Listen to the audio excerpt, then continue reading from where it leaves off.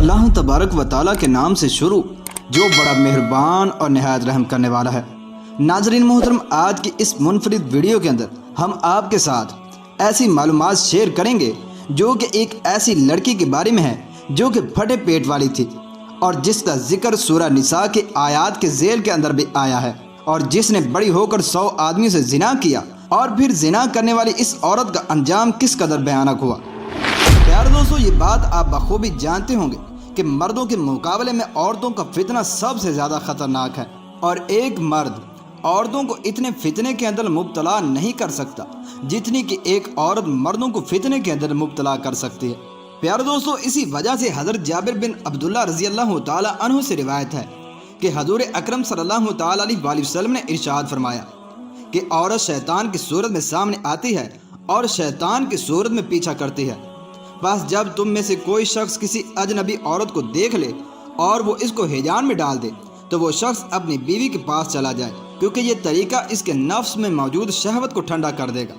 प्यारे दोस्तों, औरत का शैतान की सूरत में सामने आना या पीछे करना, इसका मतलब यह है कि इसके देखने से शैतानी शरारतें उभरती हैं और शैतान को इंसान को भड़काने का मौका मिल जाता है। जबकि एक और मकाम पर हज़रत उसामा बिन ज़ैद रज़ी अल्लाह ताला अन्हु से रिवायत है कि हज़ूर अकरम सल्लल्लाहु ताला अलैहि वसल्लम ने इरशाद फरमाया, मेरे बाद मर्दों के लिए सबसे ज़्यादा नुकसानदेह फितना औरतों से ज़्यादा और कोई ना होगा।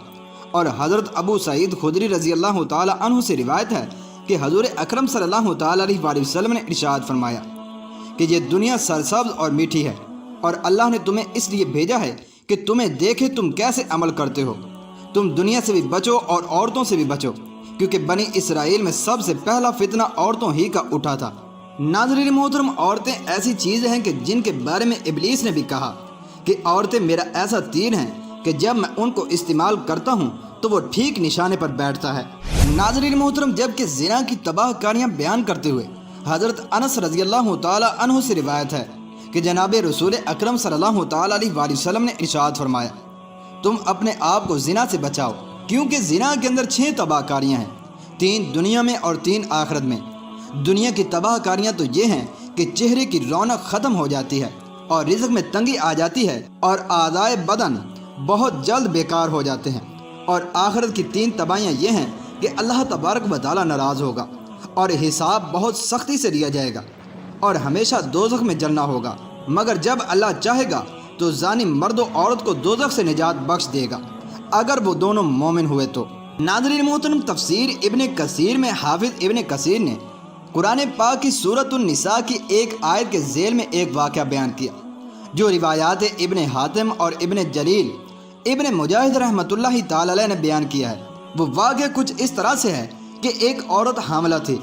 हामिला औरत ने एक लड़की को जन्म दिया तो इसने अपने एक ग़ुलाम को कहा कि कहीं से आग तलाश करके ले आओ। वो बाहर निकला और इसने दरवाजे पर एक शख्स को पाया।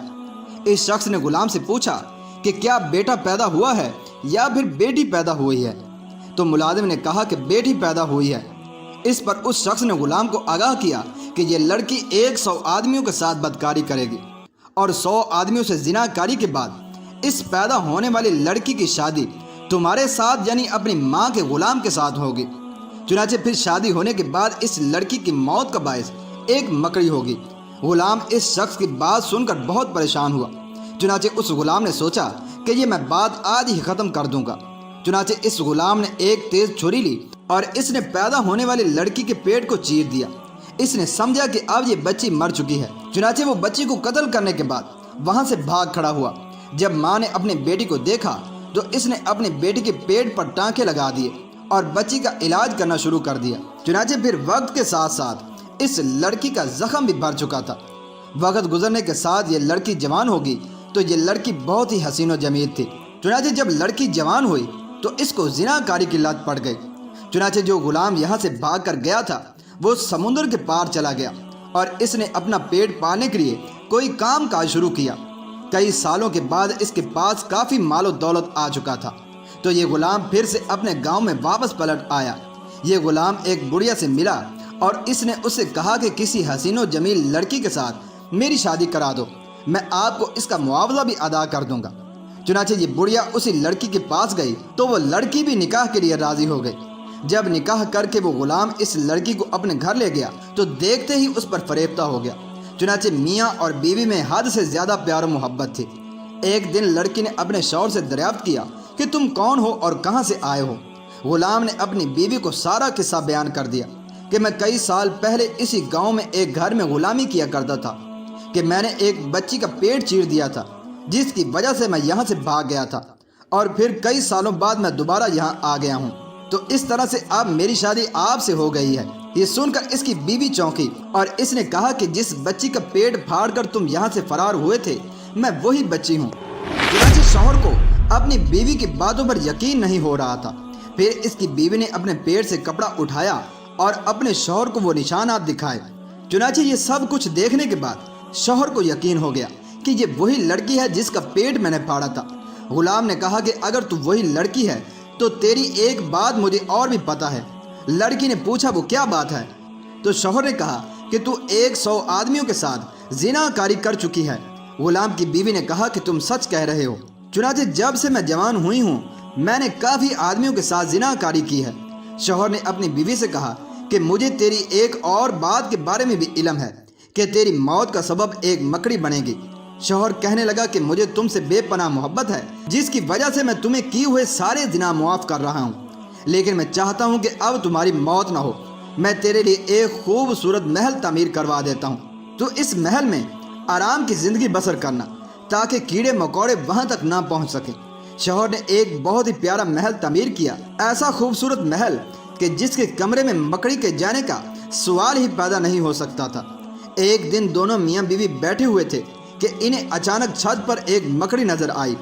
عورت نے مکڑی کو دیکھتے ہی کہا کہ یہ مکڑی میری جان لینے کے لیے یہاں آئی ہے۔ اچھا، اگر یہ واقعی بات سچی ہے تو میں اس کو ابھی مار دیتی ہوں۔ یہ کہہ کر بیوی نے اپنے غلام کو حکم دیا کہ مکڑی کو زندہ پکڑ کر میرے پاس لایا جائے۔ غلاموں نے مکڑی کو پکڑا اور مکڑی کو لڑکی کے سامنے پیش کر دیا۔ چنانچہ اس لڑکی نے مکڑی کو اپنے پاؤں تلے مسل کر مار ڈالا۔ لڑکی کے پاؤں کے انگوٹھے پر ایک زخم تھا۔ جب لڑکی نے مکڑی کو مسلا تو مکڑی کے خون کا قطرہ اس کے پاؤں کے زخم کے اندر چلا گیا، جس کی وجہ سے زخم مزید خراب ہو گیا اور پھر اسی زخم سے زہر پورے جسم کے اندر پھیل گیا۔ اگلے دن لڑکی کی موت واقع ہو گئی۔ ناظرین محترم، حاصل کلام یہ ہے کہ انسان اپنی تقدیر کو نہیں بدل سکتا اس وقت تک کہ جب تک اللہ تبارک و تعالیٰ نہ چاہے۔ اس لیے کوئی بھی تدبیر کرنے سے پہلے اللہ پاک سے گڑ گڑا کر دعا کرنی چاہیے، کیونکہ وہی ہے جس نے تقدیر لکھی ہے اور وہی ہے جو اس کو بدل سکتا ہے۔ اسی وجہ سے حضور اکرم صلی اللہ تعالیٰ علیہ وآلہ وسلم نے ارشاد فرمایا کہ دعا یہ رد بلا ہے اور یہ تقدیروں کو بھی ٹال دیتی ہے۔